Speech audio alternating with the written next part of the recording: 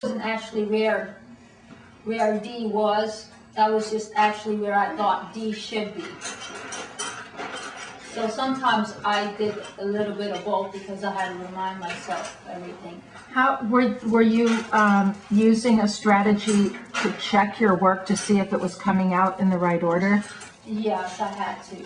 And so what did you do to check to make, I mean, you're getting the idea to look at the actual object or shape like a letter or a keyboard, and you're also looking at the picture in your mind. And then there's a third place you have to check, which is the screen, to make sure everything lined up, right? Yeah. So how was that for you? It took some time sometimes because I didn't check all the time. You can't just do and look at the same time all the time. You look and then you do, and then maybe look again. What Not at the same time, somewhat. What, when you felt so anxious or upset if it wasn't correct, how did you calm yourself or keep going and not, because a lot of times when people feel really upset, they feel like giving up. How did you keep going? And not just give in to panic and feelings like wanting to die or give up or it's the end of the world or something. I guess that once I started, I wanted to finish it. So finishing became more important than making mistakes?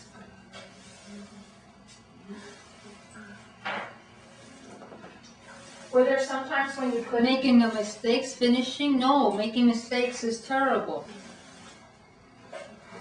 No, this is not good.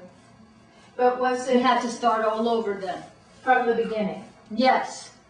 Did they let you start from the beginning? Because in a typical person, if you make a mistake, you stop in the middle and change it and keep going. No, I had to start over. Even if you could use a computer to backspace and erase, it had to go from the beginning, not from in the middle. I could do that now. Yes, maybe. But in the beginning, no. No.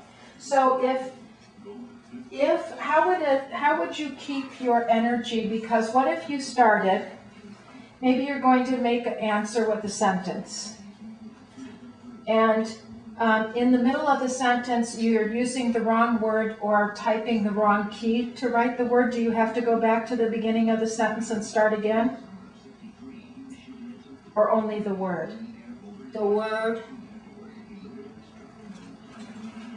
By the time I did sentences,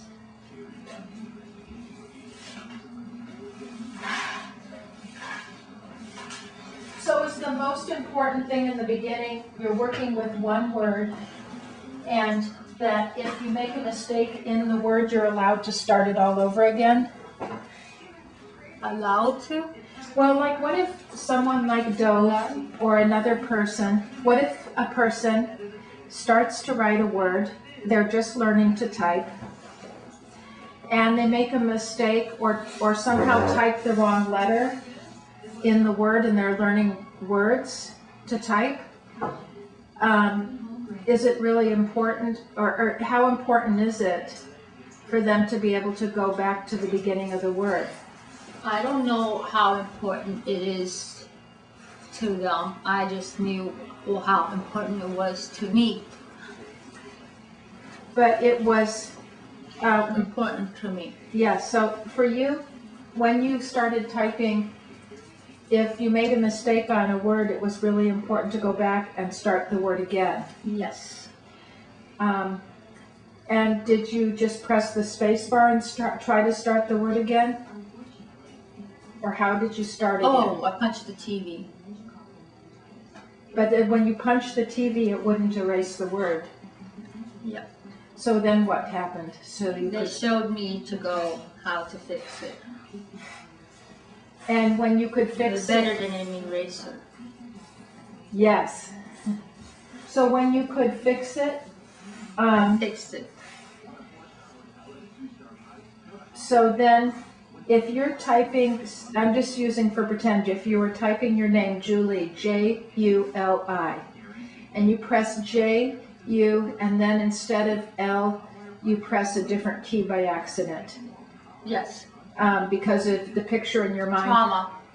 Trauma. And then how are you going to adjust? How did that go wrong? It's kind of like a shock. No, trauma, like why I went wrong. Feeling really bad. Trauma. No. Like you were so sure you knew the order of where things were. Like the order of where things were. So on the keyboard. Yeah, so I had to look at it all over again. Carefully look at it all over again. Make sure you know where every part is, not just in your mind, but actually on the keyboard. Both. And because things distort.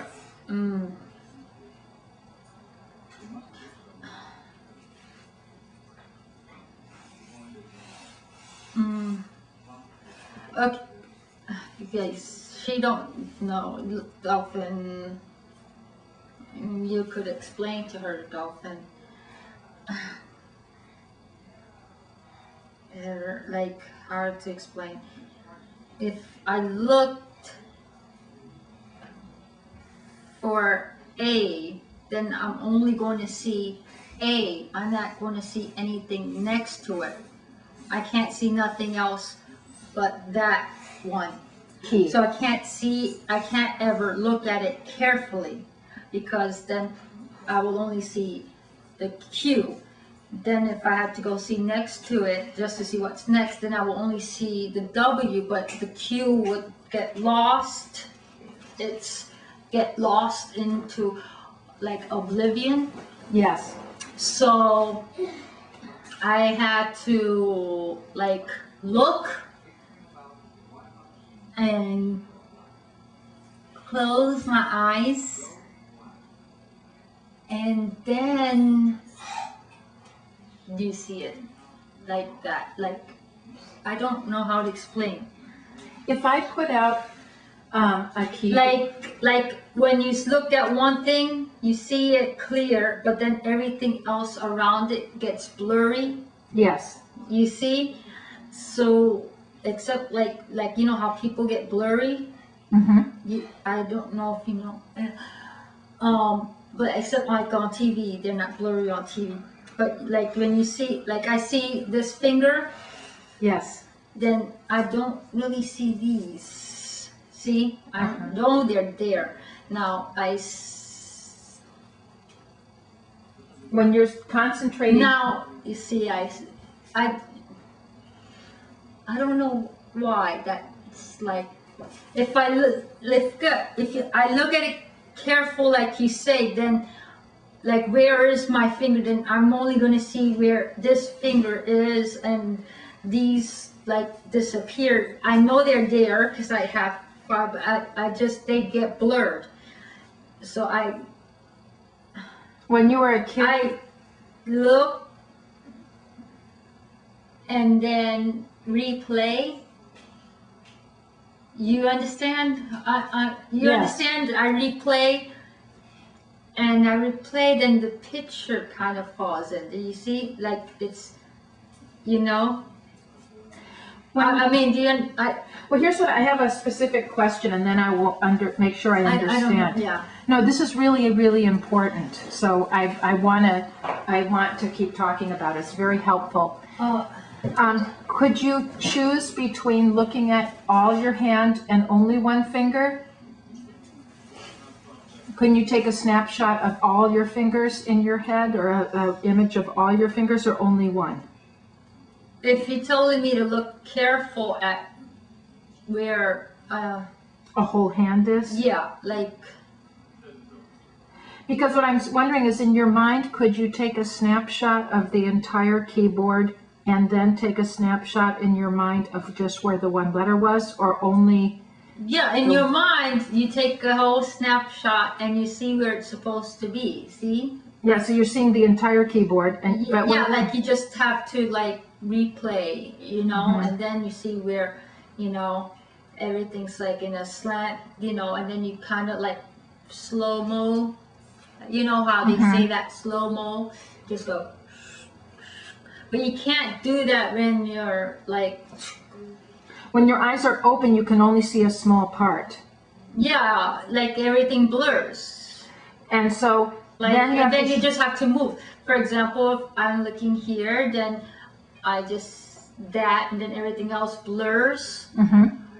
And then you go and move, and then you see, and you know, and, okay, that's where that is, right there. You know, that's why like sound is so important, because like you see, you know where, like how far away everything is. You know, that's why I did the 5-second thing, jumping. Oh, except that now I'm really good and I could do it faster than 5 seconds, jump from, you know, like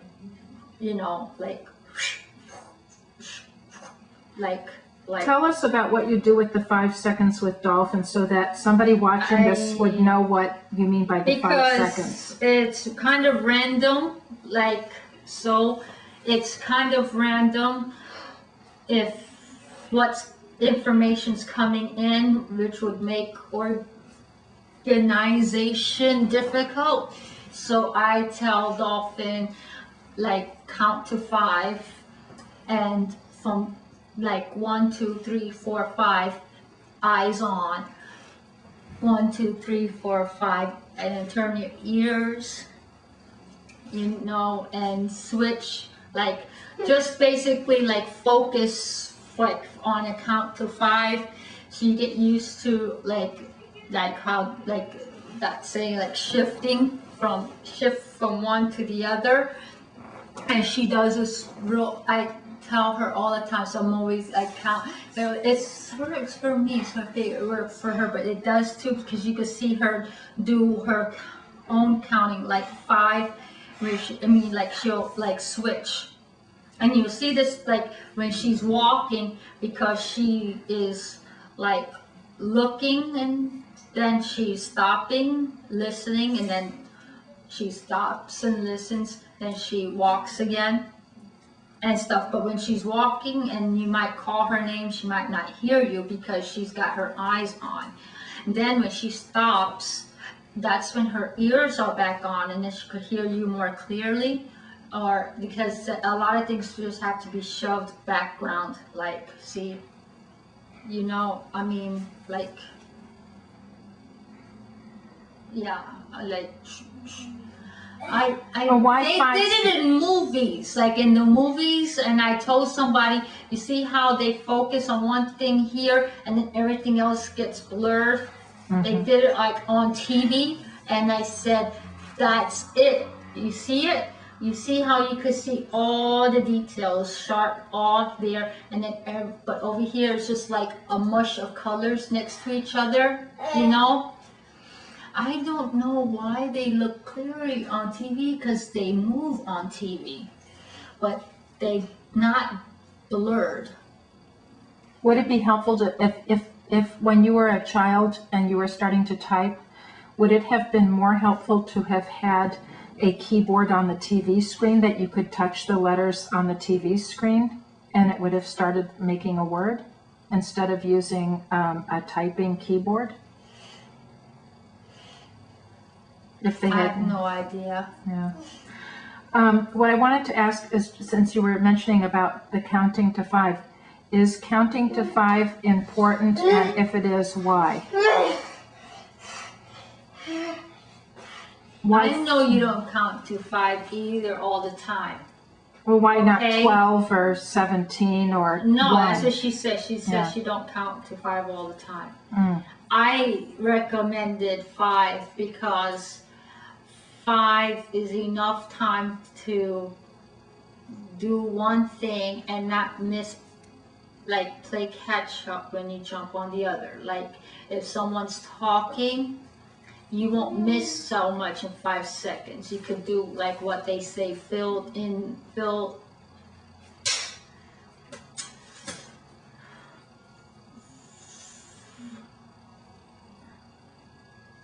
brain fill. Where was I? If you count to 5, you still have enough time to come back. Yes, to feel like in the middle of someone talking, kind of. You might miss stuff. You're gonna miss stuff anyway, but you see, you have to understand that half of what people say is rubbish. I don't really know if there's that much of a percentage of what people say that's really all that important, nearly. So if you are turning on your eyes, then you have to take a 5-second break from hearing. Yes, it becomes like background. And then if you turn on your hearing, you have to take a 5-second break from your eyes. Yes. So if a typical person is sitting with, say, a child, well, like when you were a child, and talking and giving you a lot of instructions, were you mostly listening or looking, or what were you doing with your senses? If someone was giving you a lot of instruction, do this, do this, do this. I couldn't listen to all the instructions at once. I could only work at one point in another, like not all the instructions. I would, well, some of the instructions were stupid. So, but if someone's giving you instructions to teach you something, so they're talking, you have to figure stuff out sometimes by yourself. And then they're also giving you, like, no, they say, like, look at this while I tell you what to do. Uh-oh, trouble? yeah, because I can't do it. And when you were a child, So that was I the would same. turn off. I mean, like, I would only be able to do, like, and get back to them. So I only, like, got half, like, I missed stuff, like, missed. You had to make a quick decision. Do I keep listening or do I start yes, looking? but then you have to sort of, like, reorganize what makes sense. But this is, you know what I mean? Like,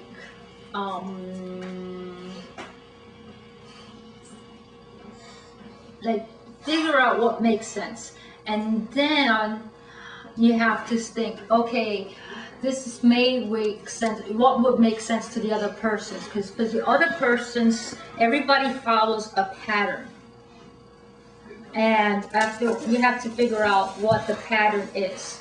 You know, like there's a pattern to everything. So what would be? Everybody has a pattern. Yes.